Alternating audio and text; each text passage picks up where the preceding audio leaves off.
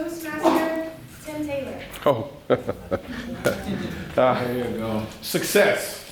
It means a lot of things to a lot of different people. You know, it says in the Bible, what does a man profit himself if he gains the whole world and loses his own soul? You have to constantly think about that. Money is important. You have to have it every day. You have to take care of your family. It also says a man who doesn't take care of his family is worse than, just about as bad as you can get. So I endeavor to take care of my own family. I don't want to be greedy. I want to provide for my employees and provide for my customers.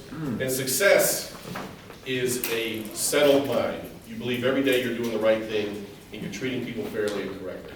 So that's what success means to me.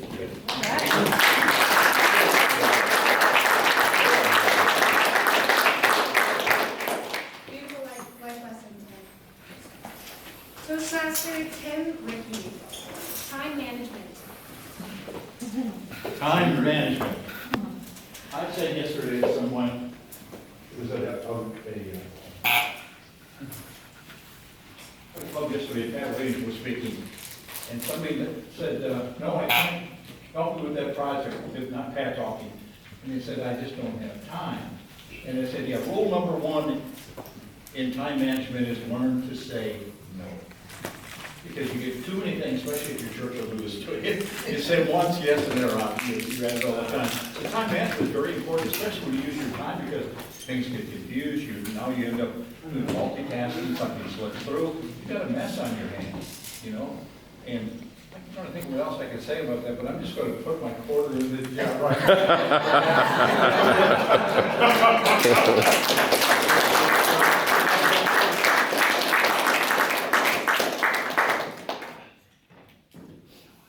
Mentorship. Toastmaster Jordan Canaker. I just got here, have a chance to warm up. That's a trooper. I have this class called Fundamental Law. And I tell the students at the beginning, GHS, Gainesville High School, how are you doing?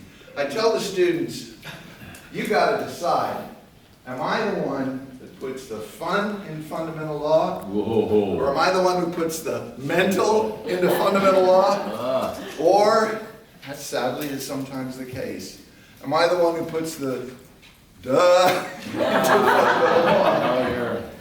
Either way, before the end of the semester, I assign the students with a mentor, someone out in the field, someone out in the profession. And I tell them, with this person, you have a mentor, someone who will lead the way, as opposed to me. I will not be your mentor, as you have already distilled from the circumstances.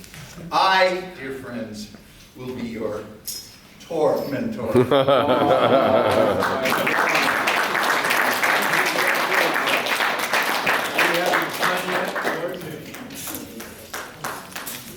Vulnerability. Toastmaster Amy White. Good morning, fellow Toastmasters. Good morning. Good morning. Thank God I didn't get time management. I would just have to sit down and deflect to somebody else. And vulnerability,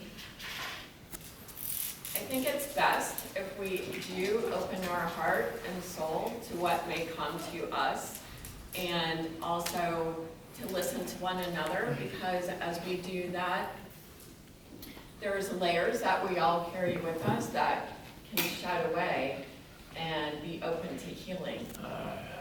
But for the person that's not vulnerable and not open and holds their cards close to their chest, I've seen in my practice that sometimes people like that do not heal as well or quickly, that they're not open. So I do believe that having an open heart and open your mind and soul to other possibilities and layers of healing, because we all have layers that we need to let go of.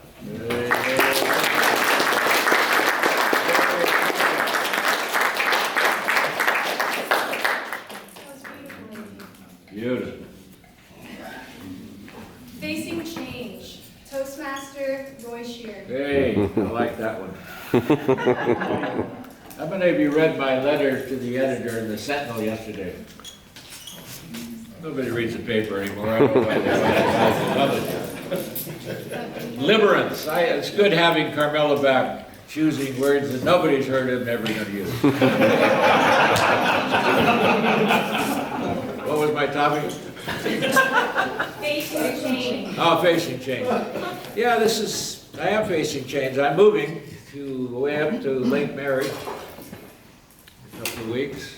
And it's tough to clean out your place after 30 years of living there. I hated throwing Terry's picture away. Now you see your whole life just going into the garbage, wondering what you accomplished. I won't do that. Then you shake the garbage out again. There must be something in here somewhere. No, I'm looking forward to it. They used to call them, independent living home now. We used to call it an old, well, I'm not gonna say it, it starts with F and ends with the, home. So the women ratio to men is 3 to 1. I'm getting a new wheelchair. I want to be able to run them down. Yeah, I'm looking excited to the next phase. We'll turn the light off then. That's it.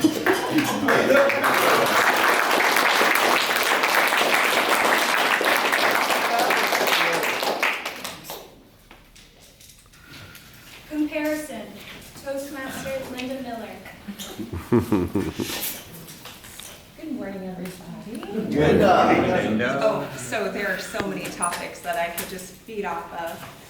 Comparison, I don't know where to go with that, but I definitely know where to go with vulnerability, because I tend to gravitate into conversations that are a little bit more vulnerable, and I think it's a deeper conversation with a human being rather than be surfacey and just answer on the surface.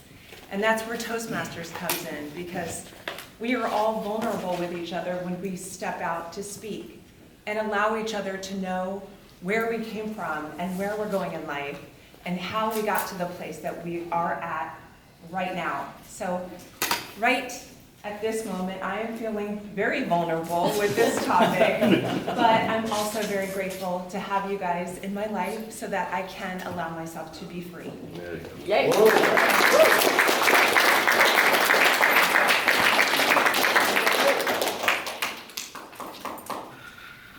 Being stuck in the past. Toastmasters long travel.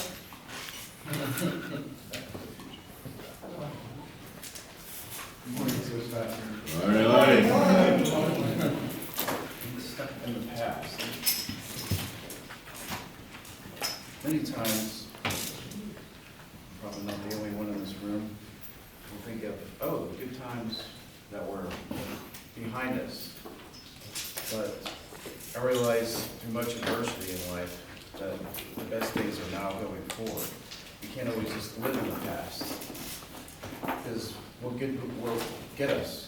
Just think about, oh, I could go back in time and change something. You know what? Today is a great day to learn from that lesson, moving forward to make today and tomorrow even better.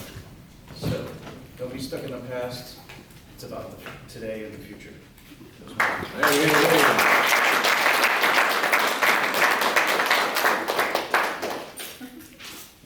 Outgrowing people.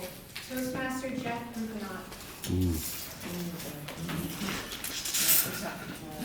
Toastmasters and guests, I am experiencing a real limerence for these topics today.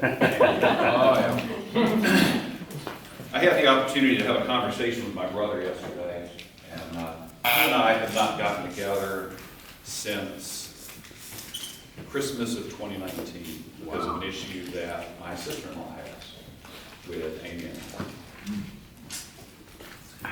In the course of 2 hours, one of the things I got to share with him was boundary setting that I was very proud to observe Amy do, which was something that my mom could not do with my sister-in-law when she was verbally abusive to my mom.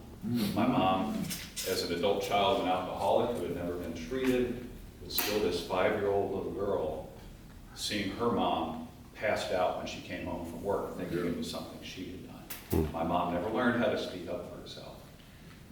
And when Amy began to suffer some of that same abuse, she said, I need to speak up for myself, but this may ruin the relationship. And a beautiful thing is I observed this woman that I love set boundaries with 3 different people because of a mentor of hers. And the mentor said, be prepared as you begin to set boundaries. These relationships that you've had, they may go away because these people may not be able, you may be outgrowing these people. And in some ways, that's exactly what happened, but I'm so proud of her for doing it. What an example.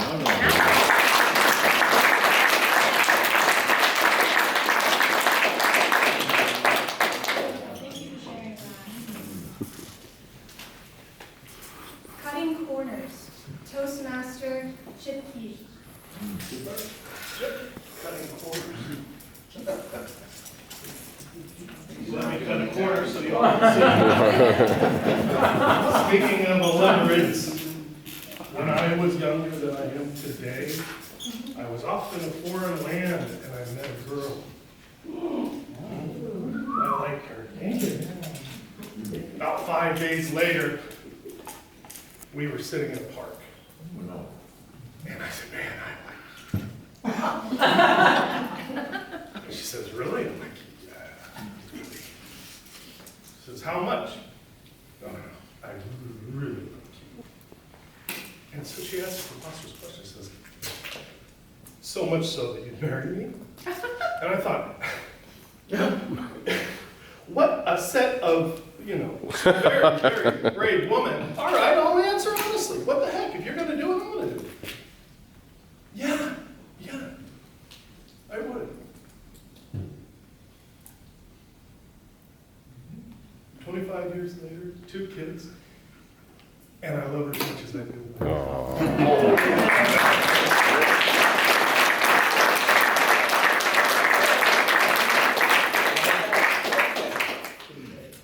Letting go, Toastmaster Robert Lee. This way as well. Letting go, I think, is a necessary thing in life. Some things need to be let go. They might be relationships, they might be jobs or careers. I think sometimes we hang on to things too long. And we find ourselves thinking, I really should get beyond this situation or this person. And we hang on. I think that it's pretty necessary. One area that I've done this in is with my career. Many of you know I'm a bookseller. I kind of let it go. I'm not really doing it. I'm working for one person. I help with their library, but I have put that aside, and I keep having dreams about it. But I'm like, why am I having these dreams, I'm processing things with books and things like that. But I feel like it's necessary for me to just let this go. I've been thinking about this for a long time. Thank you. Let her go.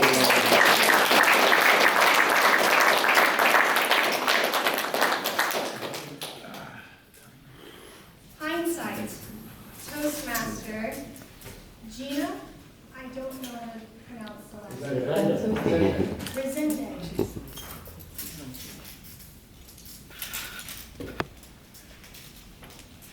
Could you repeat? Of course.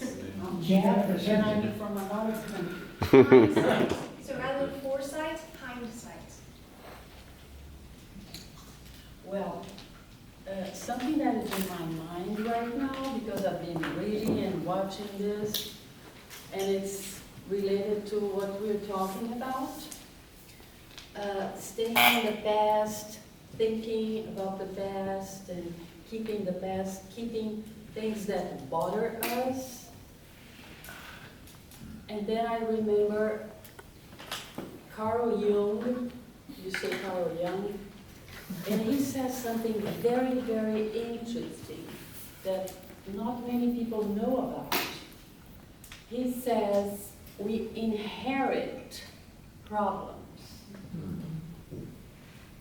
So sometimes it's not you, it's something your mother had and your grandmother had. So being conscious of that, you can get rid of this horrible thing that is inside of you that you don't know why. So just cut it, be conscious.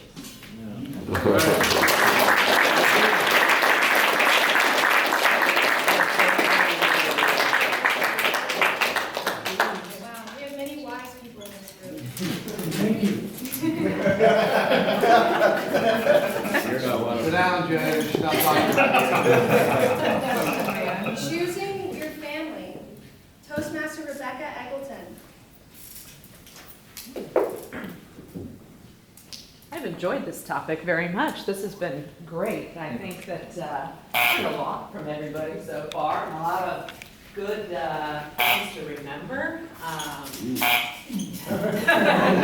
Runner up the bill. Choosing my family. I come from a large family historically. Some of you may know I had foster brothers and sisters, over 40 foster brothers and sisters when I grew up. So some of them I didn't choose, right? But I was very happy to have many of them as part of my family. It made for a very interesting upbringing. Of course, all 40 weren't there at the same time. It was usually there were 6 of us, plus my parents, so a large family.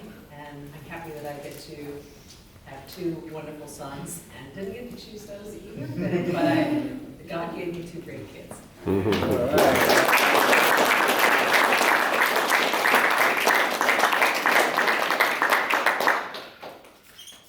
Breaking habits. Toastmaster Patricia Shipman? Is that Shipman. Shipman? I'm sorry, my handwriting is,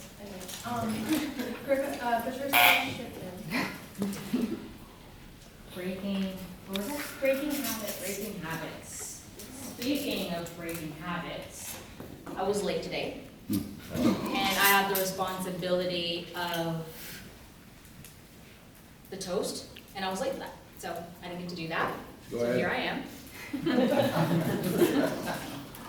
For those who don't know, I was born in Kenya, and that is a country in East Africa. And if you have an African in your life, then you know we are rarely ever on time. So this is me being vulnerable and sharing that I struggle with being on time for my ice cream.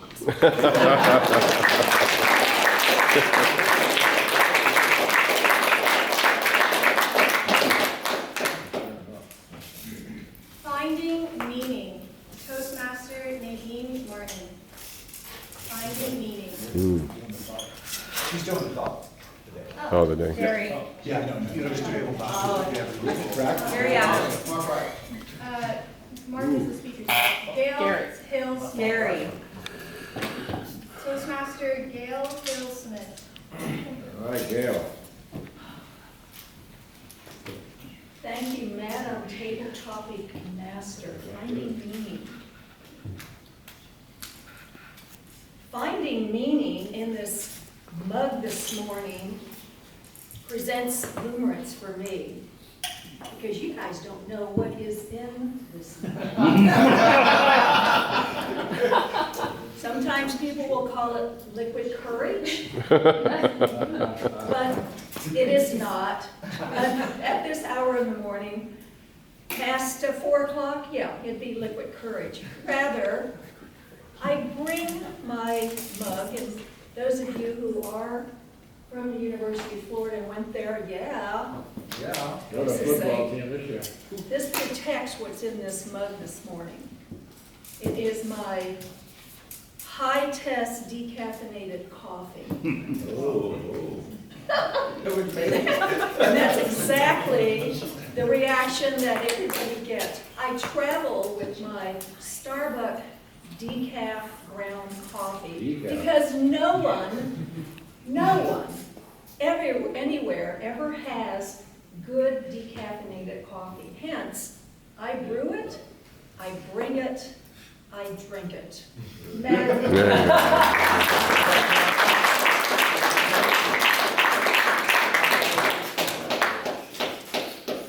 Self-reflection.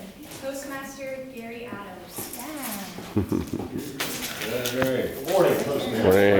morning. Wide open, Gary. So I'd like to know the name of the self-help book that you got. Becoming a psychologist. And the word of the day, limerence. It seems to be a really nice way of saying stalker. I looked it up, trying to say, what does this mean? And it just seemed like we were calling out stalkers. Self-reflection. Self-reflection. Oh, yeah, stop it, Mirrors every morning. You know, the thought of self-reflection. I was having a conversation with a friend of mine yesterday, and we were talking about the wonderful world of social media. We have all of these filters on our phones, and it seems that most of us can hardly post a picture without the filter. And it seems nice, it cleans things up, it fixes our lighting. But what does it do to someone when they see themselves on social media? And then they see themselves in the mirror. These filters seem like they can cut corners, do lots of special things. However, what does it do for us internally? If we see ourselves in a different way and we present ourselves in a different way to the rest of the world, what does that really do for us if that's not who we really are? There you go.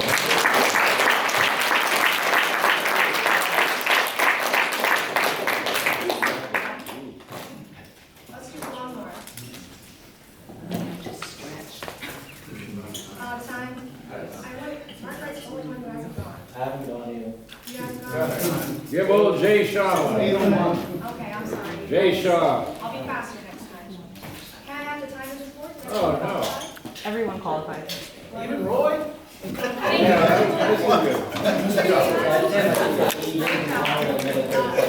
It's a calendar debate.